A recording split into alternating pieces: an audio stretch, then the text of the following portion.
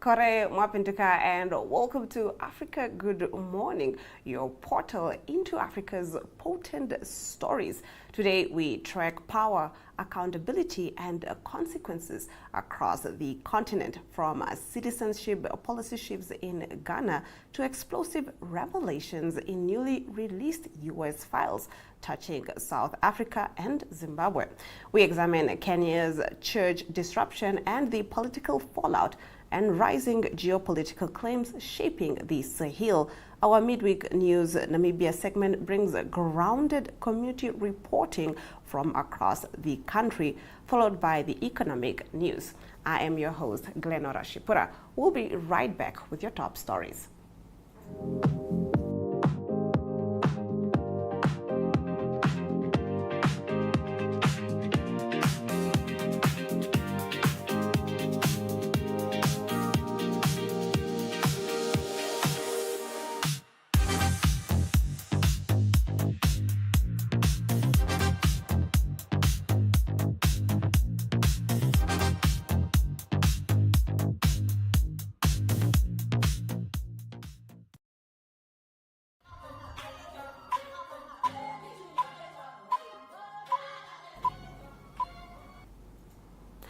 Getting into our top stories, Ghana has suspended citizenship applications for members of the African diaspora, while authorities work to make the system more accessible and user-friendly. Since 2016, people able to prove African ancestry have been eligible for Ghanaian nationality, a policy largely aimed at descendants of victims of the transatlantic slave trade. More than 1,000 people have obtained citizenship under the program, including African-American singer-songwriter Stevie Wonder. Complaints from applicants, however, have highlighted challenges in the process. These include multiple application stages, high cost, and strict deadlines. Dr. Erica Bennett of the Diaspora African Forum said many applicants struggle to submit DNA evidence within a week, calling the deadline impossible for most and questioning the reliability of such testing. She also noted difficulties meeting the one-week requirement for additional documents. Applicants pay $136 application fee, with shortlisted candidates required to pay an additional $2,280. Successful candidates are vetted, attend a one-day orientation, and receive citizenship at a ceremony overseen by President John Mahama. The government says updated guidelines will be issued in due course. In our next story, newly released U.S. Justice Department documents show that former South African President Jacob Zuma had dinner with Jeffrey Epstein during a UK state visit in 2010. The files, part of a release of 3 million pages on January 23rd, include emails detailing the meeting at the Ritz Hotel in London. Zuma had been president for about 10 months and was in the UK after being invited by Queen Elizabeth II for a 3-day state visit. News 24 reported that the dinner was arranged by Mark Lloyd, who described himself as a friend of Epstein. Lloyd emailed a woman named Vera inviting her to attend, saying Epstein believed she would add glamour to the occasion. The model, who said she was Russian and based in London, accepted and asked about the dress code. After the dinner, Lloyd praised her impression and described Zuma as more impressive and less macho than portrayed by tabloids. The Jacob Zuma Foundation did not deny the meeting, but rejected suggestions of wrongdoing. Still on the Epstein files, over claims Jeffrey Epstein managed his wealth. We are talking about Robert Mugabe. An unverified claim in newly unsealed U.S. Justice Department documents alleges that Jeffrey Epstein managed hidden wealth for former Zimbabwean President Robert Mugabe. The allegation appears in a 2017 FBI report based on a testimony from a confidential informant who claimed Epstein provided offshore asset hiding services to Mugabe and Russian President Vladimir Putin. According to the informant, Epstein boasted about elite clients among global leaders and oligarchs, charging significant fees to conceal fortunes from scrutiny. The report is part of millions of pages released by authorities investigating Epstein's criminal network. Officials and experts stress that the claims remain unproven, hearsay from a single source, and are unsupported by corroborating evidence such as financial records, flight logs, or documented meetings.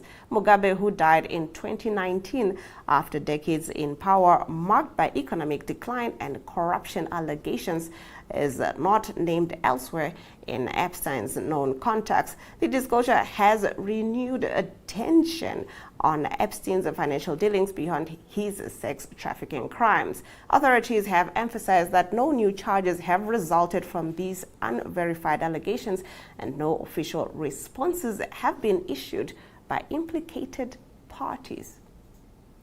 We're now swinging over to Kenya. Kenyan President William Ruto has urged political leaders to keep politics out of places of worship following a disrupted church service in Othaya, Nyeri County. Speaking during a Sunday service, Ruto said churches must remain spaces of peace, prayer, and unity, warning against turning altars into arenas for political confrontation.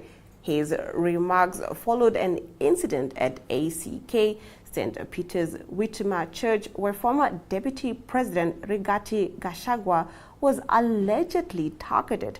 Reports said police officers accompanied by armed individuals lobbed tear gas in and around the church compound, forcing congregants to flee. Now, the incident drew condemnation from church leaders and civil society groups who described it as a violation of religious freedom.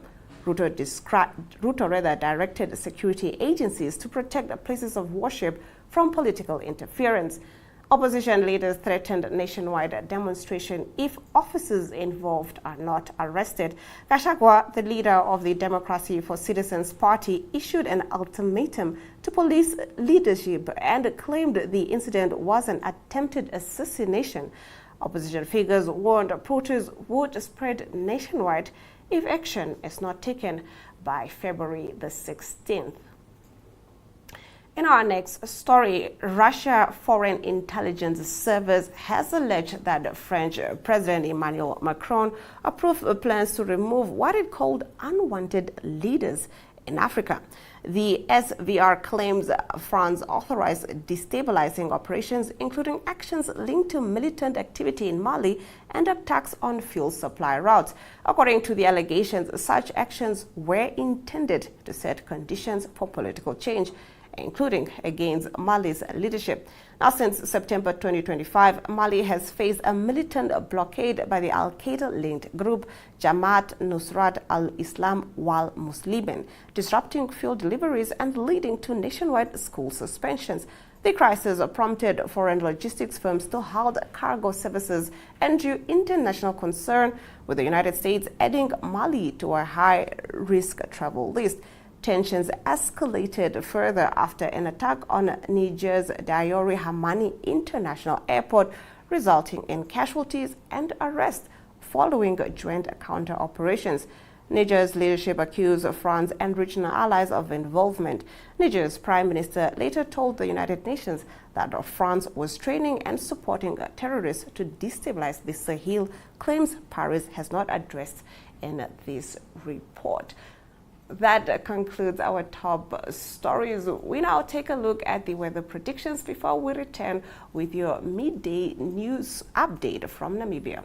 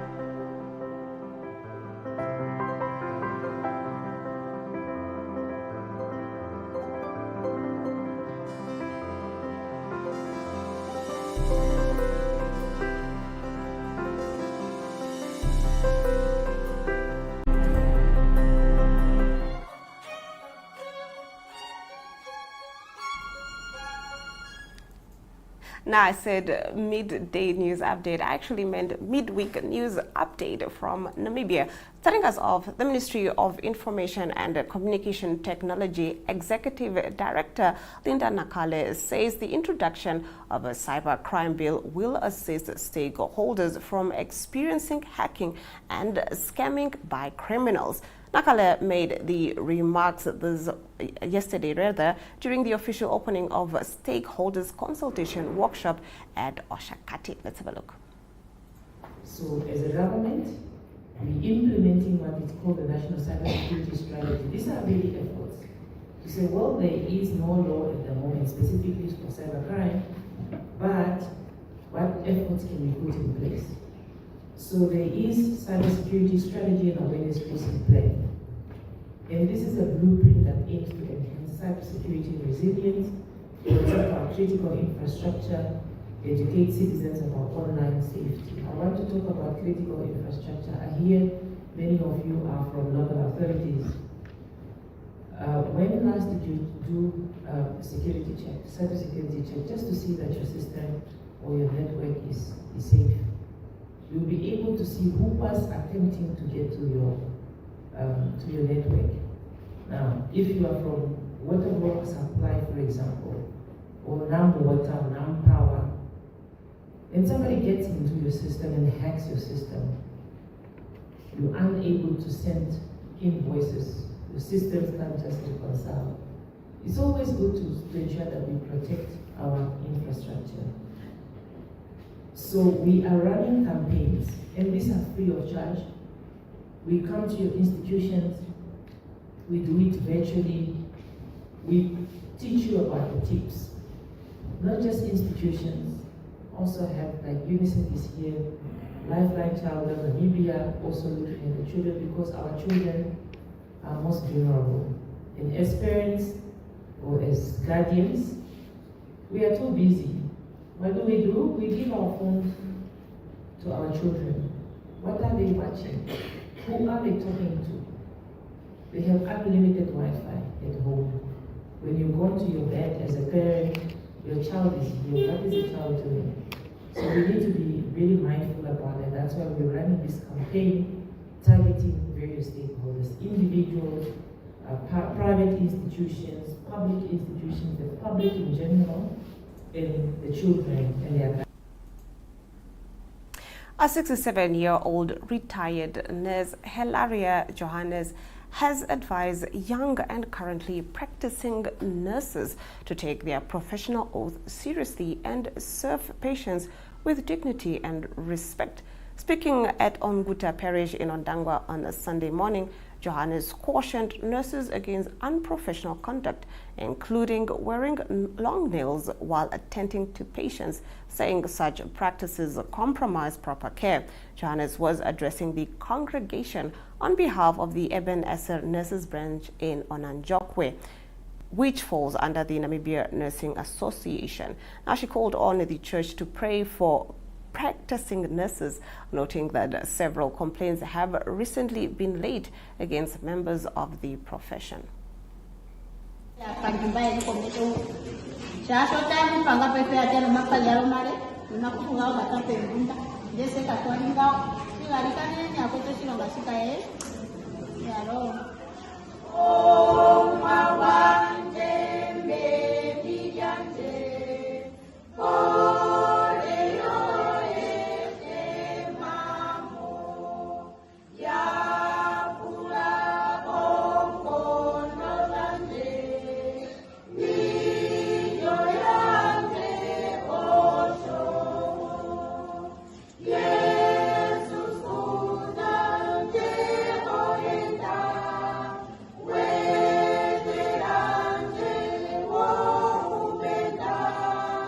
The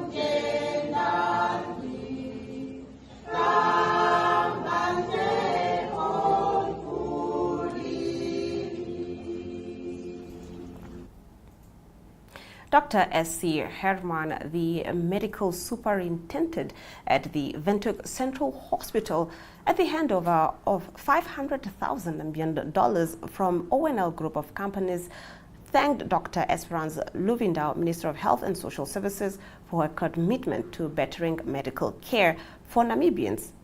He also points out that the hospital has achieved all goals set out in their 2004-2005 strategic plan. Let's have a look. Thank you for that. And we take the guidance and the leadership at heart as we moved along the year. Honorable Minister, that set the tone for accountability, for momentum and delivery of service to our patients at this hospital and across the country. And for that we thank you, and equally that today you took time to be here with us. Honorable Minister, the hospital operates 10 surgical theatres and has attained all its strategic objectives that we set ourselves in 2004-2005 strategic plan. I am pleased, Honorable Minister, to report that the hospital has so far acquired 6 anesthetic machines for theatre, which are due for delivery sometimes this month, as well as pediatric ICU equipment and furniture, which are also due for delivery this month, most likely. And I have actually followed up on the purchase order, which I understand is yet to be printed, Honorable Minister. Still at the same event, Dr. Esperance Luvindau, the Minister of Health and Social Services, during her keynote address at the handover of the $500,000 by the ONL Group of Companies to the A.B. May Cancer Center at Windhoek Central Hospital, emphasized the astonishing number of cancer-related deaths in Africa, especially emphasizing the need for vaccines and preventative measures. In 2023, approximately 20 million new cancer cases were diagnosed globally, and an estimated 10 million people died from the disease. This is 10 million funerals, 10 million families that were affected, and 10 million families that will never be the same again. And so with that said, I want to highlight very importantly, this disproportionate number of deaths did occur in Africa, and largely due to limited access to early diagnosis and timely effective treatment. And I want to pause on that. We recently launched the polio vaccination campaign, which, mind you, we did absolutely fantastic. I was telling the team, as they updated me, we've reached 91% coverage, and this was a few days ago. That's fantastic. But it also posed the question, because with vaccines related to cancer, HPV, it's quite the struggle. In our next story, residents around the Ineas Peter Nanyemba Road and Havana four-way face ongoing health risk as stormwater and sewage sweep through their homes. A bridge constructed between 2023 and 2024 has become a dumping canal for rubbish, worsening the problem during rains. Havana Representative David Matthews told Network Media Hub that every time it rains, all the rubbish collected from other nearby locations is dumped here, and most of the people's properties have been damaged. Let's have a look. We are sitting here is because of this bridge. This was constructed between 2023 and 2024. Of course, it poses a health hazard for the human beings living here. So we don't know the kind of contractor who in his right mind, so who construct a bridge that drops all type of rubbish here. So every time it rains, all the rubbish collected from Peter Ineas Nanyemba is dumped here. And even worse, when the sewer systems are dysfunctional, which happen every now and then, because you know the problem of the inhabitants of Havana, perhaps the type of things that we use for the toilet, so be it newspapers or it's a piece of mattresses or say it's cardboard boxes. So every time it's blocked, and this sweeps into our homes. So it has been ongoing for now, from 2023 up to now. So all the departments of municipality that are apparently responsible for this are aware of this. Say research and education, solid waste, stormwater, even our regional councillor know, but then with him it's a little bit different because he always tries to come on the scene and report this to people who are responsible. I mean, but you have that question with the local authority councillors who represent us supposedly, but they do not live here. That's why they don't care about this kind of things. So perhaps that's why people have to get involved, you know, the decision makers, what you have like a Minister of Urban and Law.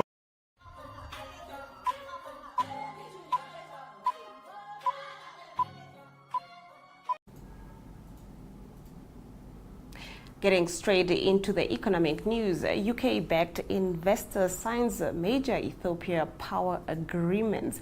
A British government-owned investor has signed agreements worth about $400 million to develop electricity transmission projects in Ethiopia during a visit by the UK Foreign Minister. Gridworks, which invests in Africa's power networks, signed the deal as part of efforts linked to job creation and migration reduction strategies. The project marks Ethiopia's first public-private partnerships in its transmission network, reflecting gradual economic opening under Prime Minister Abiy Ahmed. One project will connect the Somali region to central and northeastern grids, while another will support wind and solar development and strengthen links with Djibouti. British Ambassador Darren Walsh said transmission infrastructure is key to growth and improving lives. Ethiopia's Finance Minister Ahmed Shide said the projects would improve reliability and support industrial growth while accelerating electrification for households still awaiting grid access. The UK also agreed to provide up to €17.5 million in technical assistance to strengthen Ethiopia's public investment systems. The British Foreign Ministry noted that a significant share of recent channel crossings involved nationals from the Horn of Africa, including Ethiopia. We now take a look at the financial indicators.